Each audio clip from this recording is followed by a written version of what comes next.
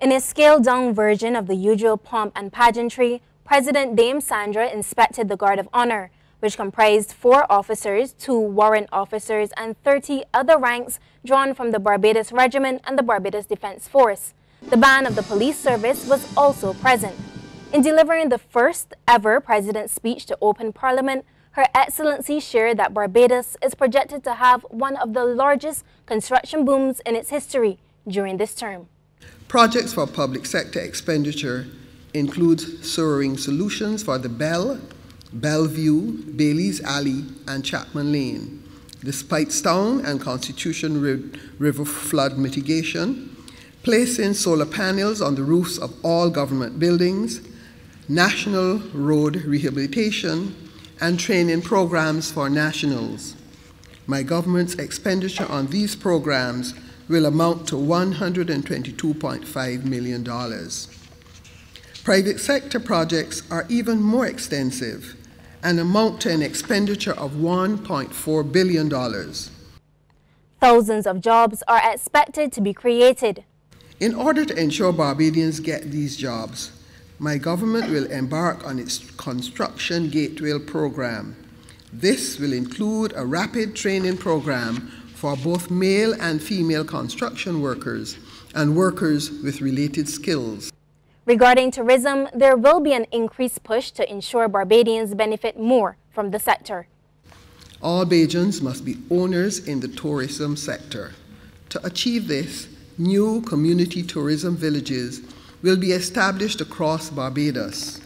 The villages will be focused on creating locally owned tourism spaces within communities. It is intended that these spaces will create substantial revenues for ordinary Barbadians, increase small business and entrepreneurship, thereby moving some of the tourism earnings from the traditional players to ordinary Barbadians. Along with this is the development of an orange economy. Dame Sandra said the country's culture and heritage is the mirror image of Barbadian identity. My government will therefore significantly enhance the cultural, creative, and heritage economy through Eventful Barbados, a 52-week event calendar, turning Barbados's city and main towns into hubs for entertainment and leisure. Queen's Park will be transformed into the cultural hub of the island, complete with performance and rehearsal spaces, studios, retail shops, public art and artists in residence studios. The administrative offices of the NCF will also be relocated to this site. And as Parliament reopened, the laying of the Constitution Amendment Bill 2022 was among the first items on the agenda. Prime Minister Mia Amor-Mottley spoke to the media afterwards. The truth is that there's been a lot of public debate this week in reference to the provisions of Section 75 of the Constitution that the President can choose to appoint 2 senators.